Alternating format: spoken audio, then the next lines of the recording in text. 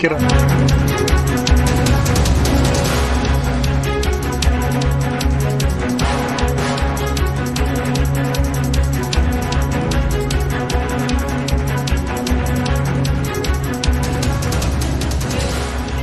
தாவேகாவுக்கு ஆளுநர் அவகாசம் தர வேண்டும் என்ற கோரிக்கையை இந்திய கம்யூனிஸ்ட் கட்சி முன்வைத்திருக்கிறது.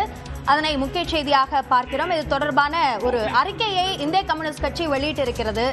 அரசியலமைப்பு சட்டத்தை மதித்து ஆளுநர் செயல்பட வேண்டும் என்றும், தமிழ்நாட்டில் நடந்து முடிந்த தேர்தலில் தனிப்பெரும்பான்மை எந்த கட்சிக்கும் கிடைக்காத ஒரு சூழ்நிலையில் தாவேகாவிற்கான அவகாசத்தை ஆளுநர் தர வேண்டும் என்று இந்திய கம்யூனிஸ்ட் கட்சி கேட்டுக்கொண்டிருக்கிறது. அதனை முக்கிய செய்தியாக நாம் பார்த்துக் கொண்டிருக்கிறோம். 108 உறுப்பினர்களுடைய ஆதரவு தாவேகாவுக்கு இருக்கிறது.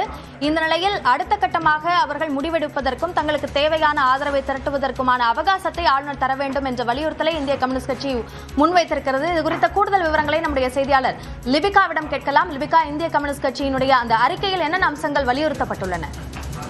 அபிநயா, தமிழ்நாட்டில் கடந்த ஏப்ரல் 23ஆம் தேதி நடந்து முடிந்த சட்டமன்ற தேர்தலில் வாக்காளர்கள் எந்த ஒரு கட்சியும் தனித்து ஆட்சி அமைக்கும் வகையில் தெளிவான தீர்ப்பை வழங்கவில்லை அப்படிங்கிறத இந்திய கம்யூனிஸ்ட் கட்சியினுடைய மாநில செயலாளர் வீரபாண்டியன் தற்போது அறிக்கை மூலமாக வெளிப்படுத்தி இருக்கின்றார். குறிப்பாக தமிழக வெற்றி கழகத்திற்கு 108 உறுப்பினர்களை வழங்கி அதனை தனிப்பெரும் முதன்மை எண்ணிக்கை கொண்ட கட்சியாக தேர்வு செய்திருக்கிறார்கள் மக்கள்.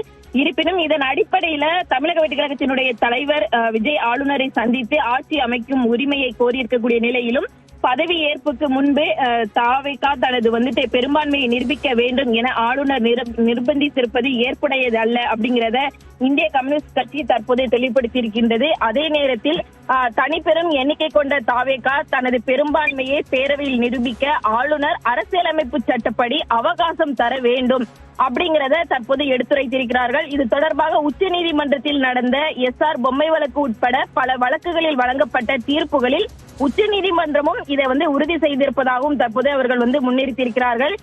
இதை கருத்தில் கொண்டு தமிழ்நாடு ஆளுநர் தாவேகா தனது பெரும்பான்மையை பேரவையில் நிரூபிக்க வாய்ப்பளித்து அரசியலமைப்பு சட்டம் மற்றும் உச்சநீதிமன்ற தீர்ப்புகளின் உணர்வை மதித்து நடக்க வேண்டும் அப்படிங்கிறத இந்திய கம்யூனிஸ்ட் கட்சியினுடைய தமிழ்நாடு மாநில செயற்குழு ஆளுநரை வலியுறுத்தி இருப்பதாக தற்போது தெரிவிக்கப்பட்டிருக்கின்றது. இதன் அடிப்படையில ஏற்கனவே தாவேகாவை பொறுத்தவரை 108 இடங்களும் காங்கிரஸ் 5 இடங்கள் அப்படிங்கிறது கொடுக்கப்பட்டிருக்கிறது. இந்த நிலையில் மேலும் 6 இடங்கள் அப்படிங்கிறது தாவேகாவிற்கு இருக்கக்கூடிய நிலையில நாளைய தினம் இந்திய கம்யூனிஸ்ட் கட்சியினுடைய அந்த செயற்குழு பொதுக்குழு அப்படிங்கிறது நாளைய தினம் நடைபெற இருக்கக்கூடிய நிலையில தொடர்ச்சியாக தற்போது அவர்கள் விஜய்க்கு ஆதரவாக அவர்களுடைய அறிக்கையை வெளியிட்டிருக்கிறார்கள். இதன் அடிப்படையில விஜய்க்கு தன்னுடைய ஆதரவை தரும் வகையில இருப்பதாகவும் நம்மால் பார்க்க முடிகிறது. அபிநயா.